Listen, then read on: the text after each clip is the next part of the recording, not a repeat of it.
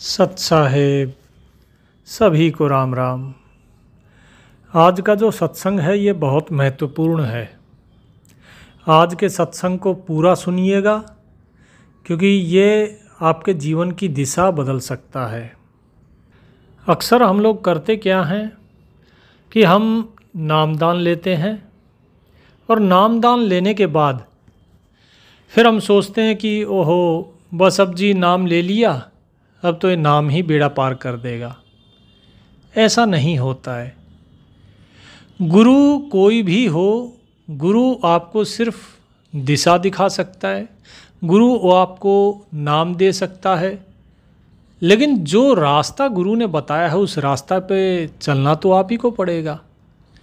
जब तक आप उस रास्ते पे चलेंगे नहीं तो मंजिल पे पहुंचेंगे कैसे। कोई भी व्यक्ति हो, चाहे कितना ही अच्छा क्यों ना हो, उसमें कोई ना कोई तो कमी होती ही है। और कोई व्यक्ति कितना भी खराब क्यों ना हो, उसमें कोई ना कोई अच्छा गुण जरूर होता है। ये केवल हमारे दृष्टिकोण, हमारे देखने के नज़रिए के ऊपर है कि हम सामने वाले में क्या देखते हैं, गुण देखते हैं या दोष देखते हैं। तो ये नज़रिया ही जो है यही हमारा आगे का भविष्य तय करता है। तो हमें नज़रिया अपना हमेशा अच्छा रखना चाहिए, क्योंकि एक परमात्मा ही है जो निर्दोष है। एक विधाता ही बस निर्दोष रहा, बाकी सब में कोई ना कोई दोष रहा। सभी के अंदर कोई ना कोई दोष होता ही है और इन दोषों को दूर करने का तरीका भी है। इन दोषों को दूर करने का तरीका क्या है? जब हम सही रास्ते पर चलते हैं, दूसरों को कोई चीज़ बताते हैं, तो हमें अपनी गलतियां दिखाई देती हैं। अब देखिए, जैसे सतगुरुदेव जी ने प्रेरणा दी और आज्ञा दी कि ये जितनी भी कबीर साहेब की वाणी है, जो सत्य मर्म है उसका वाणी का, वो आप तक पहुंचाया जाए।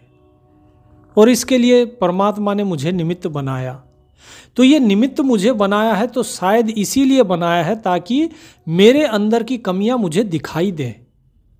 अब जब मैं आपको ये सत्संग सुनाता हूँ, जब बताता हूँ, तो मुझे अपनी कमियां दिखाई देती हैं कि मैं कहाँ पर चूक कर रहा हूँ, कहाँ पर मैं पिछड़ा हुआ हूँ। तो उस चीज़ को मैं सुधारने की कोशिश करता हूँ।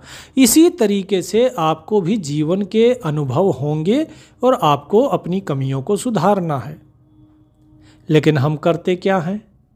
हम नाम ले लेते हैं और नाम लेने के बाद फिर हम दूसरों को अपने से नीचा सोचने की कोशिश करते हैं, दूसरों को नीचा बताते हैं और अपनी आप की प्रशंसा करते हैं। ओहो हम तो बड़े सत्संगी जी। बोले दूसरा बोले ये तो बेकार हैं, ये सत्संगी नहीं है। कभी हम किसी पंथ की बुराई कर देते हैं, कभी किसी की, कभी किसी देवता की। हम इतने बड़े नहीं हैं कि हम किसी की बुराई करें।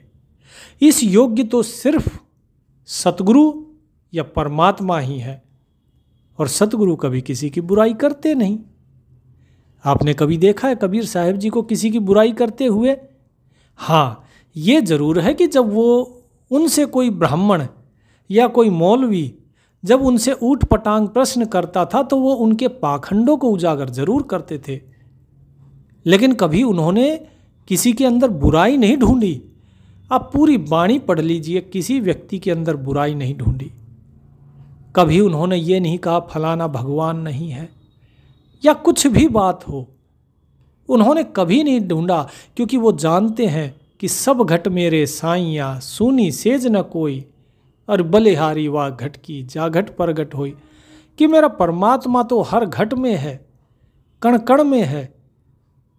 तो बताइए बुराई किसकी करेंगे? जब वो परमात्मा ही सब जगह है तो बुराई किसकी करें? लेकिन हम लोग करते हैं। ठीक है जी, तो ये नहीं करनी चाहिए। जिसने यहाँ पर मेरी वीडियो के माध्यम से नाम लिया है, उनसे मेरा यही हाथ जोड़ के निवेदन है कि वो बुराई किसी की भी ना करें। चाहे वो कोई आपका दुश्मन ही क्यों ना हो, तो भी बुराई मत करना। उसमें से भी कुछ ढूंढने की कोशिश करना, कोई अच्छा गुण उसका मिल जाए और उसके उस अच्छे गुण की प्रशंसा करना, चाहे आपका दुश्मन ही क्यों ना हो। यह आपको कार्य दिया जा रहा है। अभी तक मैंने आपको पिछला कार्य क्या दिया था? अपने माता पिता की सेवा करना। आप लोगों में से कितने लोगों ने अपने माता पिता के पैर दबाए, अपने माता पिता की रोजाना सेवा करते हैं? वे कमेंट बॉक्स में ज़रूर लिखिएगा कि कितने लोग सेवा कर रहे हैं। ठीक है, इस संसार की मत सोचिए कि संसार क्या सोचेगा। संसार तो मूर्खों से भरा हुआ है। कबीरा इस संसार को समझाऊं कै बार, पूंछ जो पकड़े भेड़ की उतरा चाहे पार। ये संसार तो भेड़ की पूंछ पकड़ के उतरना चाहता है कि मैं पार उतर जाऊं, लेकिन नहीं उतर पाएगा। जो भेड़ खुद नहीं तैर सकती वो आपको कैसे पार लगा सकती है? जरा सोचिए। तो सभी रचनाएं उस परमात्मा की हैं, तो उनमें अच्छा गुण ढूंढिए। अब ये आपका कार्य है। पहले तो आपने माता पिता की सेवा के लिए मैंने बोला था आपको। अब आपको क्या करना है? सभी, चाहे आपका कोई शत्रु क्यों ना हो, उसमें भी आपको अच्छे गुण ढूंढने हैं और उनकी प्रशंसा भी करनी है। अब आप बोलोगे, बोले जी ये क्या बात हुई? यही तो बात है मेरे भाई। जरा सोचिए, जब हम किसी व्यक्ति से प्रेम करते हैं तो वो व्यक्ति हमारे दिल में समाया होता है, लेकिन जब हम किसी से ईर्ष्या करते हैं, जब हम किसी से नफरत करते हैं, तो वो हमारे दिमाग में रहता है। लेकिन हमारे दिल और दिमाग में कौन होना चाहिए? हमारे दिल और दिमाग में होना चाहिए वो मालिक, वो परमात्मा, वो साहिब। लेकिन जब तक हमने अपने दिल और दिमाग में संसार को जगह दे रखी है, तब तक वो मालिक कहाँ बैठे? दिल का हुजरा साफ कर जाना के आने के लिए, ध्यान गैरों का उठा उसके बिठाने के लिए। एक दिल लाखों तमन्ना, उस पे और ज़्यादा हवस, फिर ठिकाना है कहाँ उसके ठिकाने के लिए। संसार का ध्यान उठाओ ताकि वो परमात्मा बैठ सके। और इस दिल की इतनी जो तमन्नाएं हैं, आशाएं हैं, तृष्णाएं हैं, इनको हटाओ। कहाँ बैठेगा? सारा दिल तो आपने इच्छाओं से, कामनाओं से, वासनाओं से भर लिया। उस मालिक के बैठने के लिए जगह ही कहाँ छोड़ी? तो इसलिए इस दिल और दिमाग को साफ करना है तो एक ही चीज़ करनी पड़ेगी, सबसे प्रेम। अब बोले जी प्रेम से कैसे होगा? प्रेम से ऐसे होगा कि जब आप सभी से प्रेम करेंगे तो आपका कोई शत्रु नहीं रहेगा। सामने वाला आपको शत्रु माने या ना माने, लेकिन आपका मन तो साफ हो गया। और जैसे ही आपका मन साफ हो गया, आपके दिमाग में जो व्यक्ति जिससे आप ईर्ष्या करते थे वो था, वो निकल जाएगा आपके दिमाग से। आपका दिमाग फिर खाली हो जाएगा उस परमात्मा के आने के लिए। आपका दिल खाली हो जाएगा उस परमात्मा के बैठने के लिए। इसीलिए ये कार्य बहुत ज़रूरी है। पहले मैंने बताया था आपको, अहंकार से मुक्ति के लिए पहले अहंकार कम करना है, उसके लिए माता पिता की सेवा। इसके बाद अगला कार्य भी बताऊंगा, लेकिन पहले इस कार्य को कीजिए। लोगों को नज़रअंदाज करना सीखिए। जब लोगों को नज़रअंदाज करेंगे तो ही सफल हो सकते हैं। ये संसार केकड़ों की तरह है। यहाँ पर आप अगर ऊपर चढ़ रहे हैं तो दूसरा केकड़ा जैसे नीचे खींच लेता है ऊपर चढ़ने वाले केकड़े को, इसी तरह ये संसार भी आपकी टांग खींचेगा। लेकिन याद रखिए, एक बार अगर वो परमात्मा आपकी या फिर वो सतगुरु अगर आपकी बाँह पकड़ ले तो ये संसार कितना ही भी पैर खींचता रहे, ये नीचे नहीं खींच पाएगा। लेकिन उस तक पहले हमें अपना हाथ पहुंचाना तो होगा। वो तो हाथ पकड़ने के लिए तैयार है, लेकिन हमने ही अपना हाथ उसे नहीं दिया। हमने ही अपना हाथ इस संसार को दे रखा है। इसी में उलझे हुए हैं। कोई व्यक्ति आपसे कुछ कहता है तो उसकी बात ना सुनो। कौन क्या है, कैसा है, उससे क्या मतलब आपको? आप इस संसार में अकेले आए थे, अकेले ही जाओगे। आपस के सब लेवा दूतम, कोई किसी का पिता न पूतम। ऋण संबंधी जुड़ा यह नाता, अंत समय सब 12 बाटा। तो भाई ये सब आपस का लेने देने का व्यवहार है। किसी का कर्ज था जो हमें चुकाना है, किसी ने हमारा कर्ज लिया था जिससे हमें वापस लेना है। ये व्यवहार पूरा करके और यहाँ से वापस चल देना है, और ये व्यवहार तो अपने आप हो जाएगा। तो करें क्या? करने के लिए एक ही चीज़ है, परमात्मा का नाम लीजिए और सभी के अंदर उसी मालिक को जानिए और सबसे प्रेम कीजिए। कोई अगर आपको गाली भी देता है, कोई नहीं, ठीक है भाई, भगवान भला करे तुम्हारा, और निकल जाइए। अगर आपने पलट के गाली दे दी या अगर आपने पलट के कुछ उसको अपशब्द बोला, तो याद रखिए वो व्यक्ति आपके दिमाग में छप जाएगा, फिर उसे निकालना बहुत मुश्किल हो जाएगा। इसीलिए जैसे भी कहीं पर भी आप किसी से कुछ भी बात करें, तो आप ये देखिए जब तक बात बहुत सौहार्दपूर्ण हो रही है, बहुत अच्छी बात है। जहाँ पर आप उसकी किसी भी बात से असहमत हों, बहस मत कीजिए। बहस करना मूर्खों का काम होता है। ये आजकल जो लेकर फिरते हैं ना कि फलाना खराब है, वो खराब है, ये पंथ खराब है, ढिकाना खराब है, नहीं, कोई भी खराब नहीं है। सब अच्छे हैं, सब अपने ज्ञान के स्तर के हिसाब से ही बात करते हैं। जिसे मूर्ति पूजा का ज्ञान है वो सिर्फ मूर्ति पूजा की ही तो बात करेगा। जिसे निर्गुण का ज्ञान है वो निर्गुण की बात करेगा।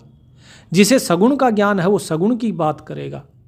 परमात्मा जिसको जहां पहुंचाना चाहता है, परमात्मा उसे वहीं पहुंचाएगा। आपके और मेरे बस की बात नहीं है कि हम किसी को सुधार दें या किसी को बिगाड़ दें। तो इसीलिए दूसरे को सुधारने की कोशिश ना करें। हमारा काम है खुद को सुधारने की कोशिश करना, क्योंकि पार हमें होना है। हम किसी के ठेकेदार तो हैं नहीं कि भाई हमें इसको पार लगाना है, उसको पार लगाना है। क्योंकि जब हम स्वयं ही पार नहीं हुए हैं तो दूसरे को कैसे पार लगा सकते हैं? बस उसको उस पंथ से इस पंथ में लिया हो, इस पंथ वाले उस पंथ में चले गए। ये पंथ सब क्या बोला था साहिब ने, ये पंथ रसातल जाही, ये सारे पंथ नरक में जाने वाले हैं। तो इन पंथों से, इनसे बाहर निकलने की कोशिश करो और उस परमात्मा से जुड़ने की कोशिश करो। जहां आप पंथों में फंस गए तो परमात्मा से नहीं जुड़ पाओगे, क्योंकि जो व्यक्ति परमात्मा से जुड़ा होता है वो किसी पंथ से नहीं जुड़ता है। लोग प्रश्न करते हैं मेरे से, बोले जी आप कौन से पंथ से हो?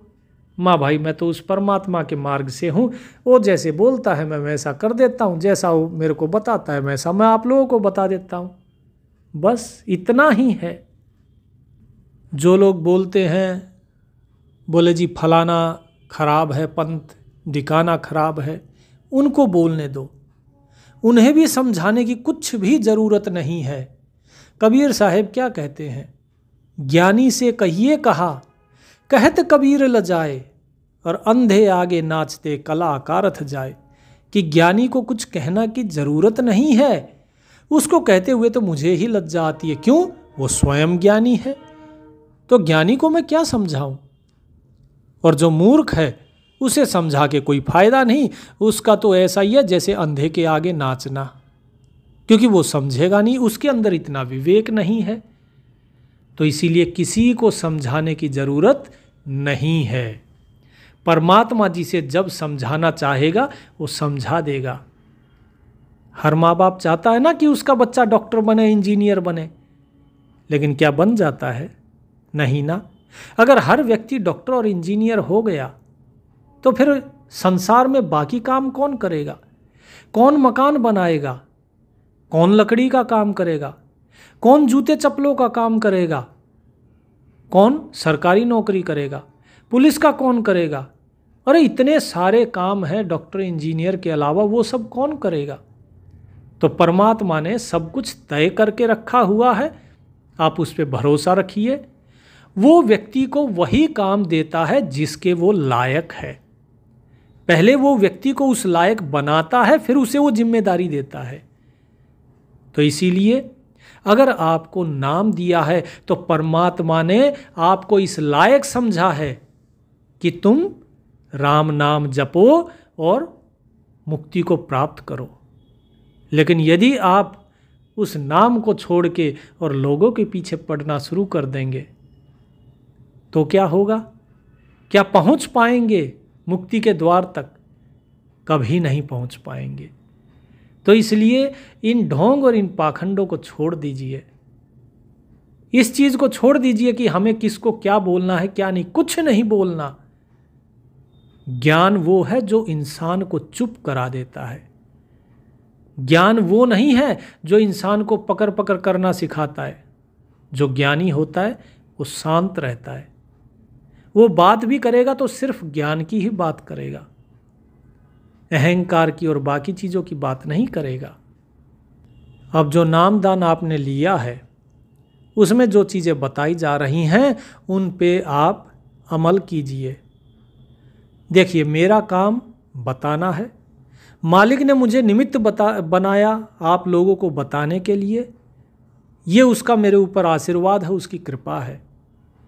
लेकिन आपको जो बताया जा रहा है आप उस पर कितना खरा उतरते हैं ये आपके हाथ में है। एक बार एक संत जा रहे थे तो बीच में देखा उसने कि कुछ जो कबूतर थे और कुछ तोते थे, उनको एक बहेलिये ने पकड़ रखा था, शिकारी ने पकड़ रखा था। बोले भाई कहाँ ले जा रहे हो? बोले जी इनको बाजार में बेचूंगा, इनके मुझे अच्छे दाम मिलेंगे। उन महात्मा ने कहा कि मैं दे देता हूँ तुम्हें दाम, लेकिन इन सबको आज़ाद कर दो। फिर महात्मा ने सोचा कि कल को ये फिर से इनको पकड़ेगा और फिर बेचेगा, तो कुछ ना कुछ तो उपाय करना पड़ेगा ताकि ये फंसे नहीं। महात्मा ने एक तोता लिया और उस तोते को जो है पढ़ाना शुरू कर दिया कि बहेलिया आएगा, जाल बिछाएगा, दाना डालेगा, लेकिन हम नहीं फंसेंगे।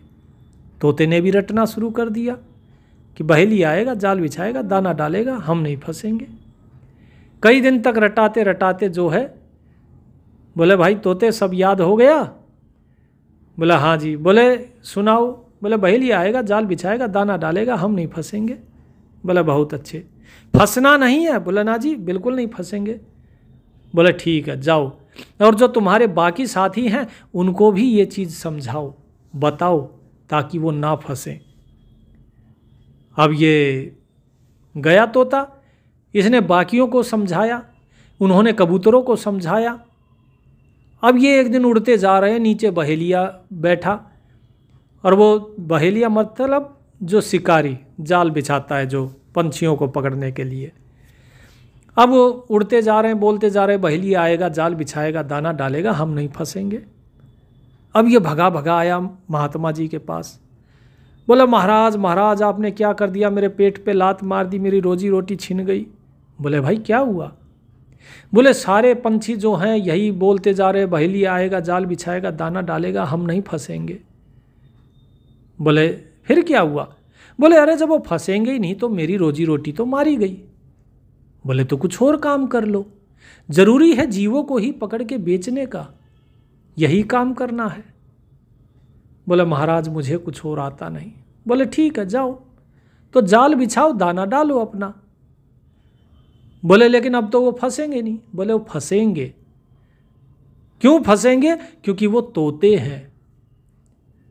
अब ये गया, इसने दाना डाला, जाल बिछाया। अब जितने भी तोते हैं वो बोलते आ रहे हैं बहेलिया आएगा, जाल बिछाएगा, दाना डालेगा और हम नहीं फंसेंगे, और जाल पे बैठते जा रहे हैं और फंसते जा रहे हैं। अब जैसे ही वो फंसे, महात्मा जी आए, बहेलिया ने पकड़ लिए सारे। महात्मा जी आए, बोले भाई क्या हुआ? बोला महाराज आपका मंत्र झूठा, आपका नाम झूठा। बोला मेरा नाम झूठा? बोले क्या मंत्र था? बोले बहेली आएगा। बोले आया कि नहीं? बोले हाँ आया। बोले फिर क्या था? बोले जाल बिछाएगा। बोले बिछाया कि नहीं? बोले बिछाया। बोले फिर क्या था? बोले दाना डालेगा। बोले डाला कि नहीं? बोले हाँ जी डाला। बोले तो मंत्र सच्चा कि झूठा? बोले जी मंत्र तो सच्चा। बोले आगे क्या था? बोले हम नहीं फंसेंगे। बोले तो फंसे क्यों? तो ये संसार भी इसी तरह तोता है, क्योंकि ये रट्टू तोता हो गया है। ये सिर्फ रटता है, चीज़ों को अमल में नहीं लेके आता। जिस तरह तोता था, तोतों ने क्या किया? सिर्फ रटा उस मंत्र को, उसका मर्म नहीं जाना। उन्होंने सोचा, बोला अरे सब कुछ नाम ही कर देगा, अब तो हमें मंत्र मिल गया, अब ये मंत्र ही सब कुछ कर देगा, हमें कुछ करने की ज़रूरत ही नहीं। और यही आजकल के भक्तों का है, नाम ले लिया, बोले ओहो जी पार हो जाएंगे। नहीं होता ऐसे, मेहनत करनी पड़ती है। कबीर साहब क्या कहते हैं? सुआ पढ़ाए क्या हुआ, हृदय न राम समाए, चतुराई चूल्हे पड़ी अंत बिलैया खाए। कि भाई तोते को कितना ही राम राम रटाओ, लेकिन उसको पढ़ाने से क्या फ़ायदा? वो बोलता राम राम है, लेकिन उसके हृदय में तो राम नहीं आया ना। उसे प्रेम नहीं हुआ, विश्वास नहीं हुआ उस नाम से, उस राम पे उसे विश्वास नहीं है। और जैसे ही उसको बिल्ली दिखाई देती है, वो राम राम भूल जाता और टैं टैं टैं टैं करना शुरू कर देता है, और बिल्ली उसे मार के खा जाती है। तो इसलिए ये काल जो है ये वो बिल्ली है, और ये जीवात्मा जो है ये वो तोता है। ये मुंह से राम राम बोलता है, लेकिन इसके हृदय में राम नहीं आया। और हृदय में राम आने के लिए तो हृदय को साफ करना होगा। इस संसार की जो बातें हैं, संसार का जो ध्यान है, वो हटाना होगा। तो लोगों को नज़रअंदाज करना सीखो। लोगों को जब नज़रअंदाज करेंगे कि कौन आपके बारे में क्या बोल रहा है, कौन अच्छा बोल रहा है, कौन बुरा बोल रहा है, इस चीज़ को छोड़ना पड़ेगा। जब इस चीज़ से आपका मन हट जाएगा, तो लोग अपने आप ही आपके दिमाग से हट जाएंगे। जब तक आप किसी चीज़ के बारे में अच्छा सोचते हो, वो आपके दिल में है। जब आप किसी के बारे में बुरा सोचते हो, तो आपके दिमाग में है। लेकिन जब आप किसी चीज़ के बारे में सोचते ही नहीं हो, तो आपके दिल और दिमाग दोनों से निकल जाती है। इस चीज़ को याद रखिए। इस संसार से पीछा छुड़ाने के लिए अगर कोशिश करोगे, तो ये संसार और ज़्यादा आपके दिल और दिमाग में बैठता जाएगा। इस संसार में रहो। इस संसार में जो भी चीज़ें आपको परमात्मा ने दी हैं, उनका आनंद लो, उनका उपभोग करो, लेकिन उनके बारे में सोचो मत। अगर उनके बारे में सोचना शुरू कर दिया, तो आपके दिल दिमाग में बैठ जाएंगे। उनको नज़रअंदाज करना सीखो। अगर एक बार नज़रअंदाज करना सीख गए, तो उसके बाद फंसोगे नहीं। अब बात आती है नज़रअंदाज कैसे करें। जब कोई व्यक्ति आपके बारे में प्रशंसा करता है, तो बाहर से हम चाहे ना दिखाए, लेकिन मन में कितनी खुशी होती है, ओहो अच्छा मेरे बारे में। और जब कोई हमारी बुराई करता है, पीठ पीछे बुराई करता है, और कोई दूसरा आके भी अगर हमें बताए, सामने बेशक ना करे, पीठ पीछे भी अगर कोई करता है, और कोई दूसरा आके बताया कि अरे तुम्हारे बारे में वो ऐसे बोल रहा था, तो हम कितना ध्यान लगा कि अच्छा उसने बोला, ऐसे बोला, और क्या बोला बताओ तो। किस लिए पूछना है? उसको नज़रअंदाज करो। एक मस्त हाथी की तरह चलो। जब आप भक्ति मार्ग पे चलते हैं, तो आप कुत्तों पे ध्यान नहीं दे सकते। जब कुत्ते भौंकते हैं ना, हाथी चलता है, तो आप उन पे ध्यान मत दो। क्योंकि यदि हाथी कुत्तों के पीछे भागेगा, तो हाथी को लोग क्या समझेंगे कि पागल हो गया है, उसे गोली मार दी जाती है। और यदि वही हाथी अपना मस्त चाल में चलता रहे, तो उसे पता है कि कुत्ते उसके नज़दीक भी नहीं फटकेंगे। उनके अंदर इतना दिल नहीं है कि वो हाथी के नज़दीक भी आए। ठीक है। तो इसीलिए ये संसार आपका कुछ नहीं कर सकता है। आप सिर्फ उस परमात्मा के अधीन होके उसके नाम में लगे रहो, मेहनत करते रहो। जो कार्य आपको बताया है माता पिता की सेवा, और आज दूसरा कार्य क्या बताया है कि आपको सभी को क्षमा कर देना है, सभी के अंदर आपको अच्छे गुण देखने हैं। आपको सबके अंदर ये देखना है कि क्या इसके अंदर अच्छा है, बुरा नहीं। बोले बुरे तो हर कोई है। गुरुकुल में जब द्रोणाचार्य जी ने सभी अपने शिष्यों को कहा कि जाओ ऐसी चीज़ लेकर आओ जिसका कोई उपयोग ही ना हो, जो बेकार हो, तो सब लोग कुछ ना कुछ लेकर आए। लेकिन जो युधिष्ठिर थे वो खाली हाथ आ गए। बोले युधिष्ठिर तुम कुछ नहीं लाए? बोले गुरुदेव मुझे कोई ऐसी चीज़ मिली ही नहीं जिसमें कोई गुण ना हो, जिसका कोई उपयोग ना किया जा सके। बोले ऐसा क्या है कि तुम्हें कुछ भी नहीं मिला? बोले भगवान मैं तो जो है गया और मैंने जो है यहाँ तक भी देखा कि एक सूअर जो है, मैंने सोचा इसको लेकर चलूं, लेकिन देखा तो वो गंदगी साफ कर रहा था।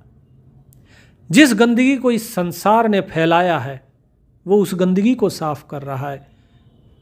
तो वो सूअर तो मेरे से भी अच्छा हुआ कि मैं गंदगी फैलाता हूँ और वो सूअर उसे साफ कर रहा है। फिर मैंने सोचा कि पखाना, पखाना बोलते हैं टट्टी को, बोले ये टट्टी है, इस टट्टी को मैं ले चलता हूँ। लेकिन वो उस सूअर का प्रिय भोजन निकली। सूअर आया उसे खा गया। बोले गुरुदेव ये बताइए कि वो टट्टी भी उसके भोजन के काम आई, आप बताइए कि मैं किसके काम आता हूं? ईर्ष्या मैं करता हूं, द्वेष मैं करता हूं, गंदगी मैं फैलाता हूं, मैं किसके काम आता हूं? तो इस इंसान से बुरा कोई है ही नहीं, और उनमें भी सबसे बुरा मैं हूं, क्योंकि बाकी सभी के अंदर कोई ना कोई गुण है, लेकिन मुझे अपने अंदर कोई गुण दिखाई नहीं देता। तो ये संतों की पहचान होती है। संत कभी किसी के अंदर जो है और भक्त दूसरे में कभी बुराई नहीं देखते। रामायण में भी कहा गया है नवधा भक्ति में सपने हूं नहीं देखई पर दोषा। सपने में भी कभी किसी के अंदर दोष मत देखो, और जो व्यक्ति दूसरे के अंदर दोष देखे, जो इस परमात्मा की रचना में दोष देखे, उसकी मुक्ति कैसे होगी? वो भला काहे का संत और काहे का ज्ञानी और काहे का भक्त?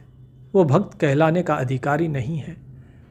इसीलिए दोष मत देखिए, लोगों के गुण देखिए, उनकी प्रशंसा कीजिए। उनकी प्रशंसा करेंगे तो आपके शत्रु भी आपके मित्र हो जाएंगे, और जब आपके मित्र हो जाएंगे आपका कोई शत्रु ही नहीं रहेगा, तो आपको, आपके मन को कोई भी हर नहीं सकता। कोई भी आपके मन, दिल, दिमाग पर कंट्रोल नहीं कर सकता है। फिर आपका मन स्वच्छ हो जाएगा उस परमात्मा के बैठने के लिए, तब उस परमात्मा का ध्यान लगता है सही। तो इसीलिए नाम लीजिए और जो चीज़ें बताई हैं वो कर दीजिए। आपका मन निर्मल हो जाएगा और परमात्मा की कृपा आप पे बरसनी शुरू हो जाएगी। सत साहिब।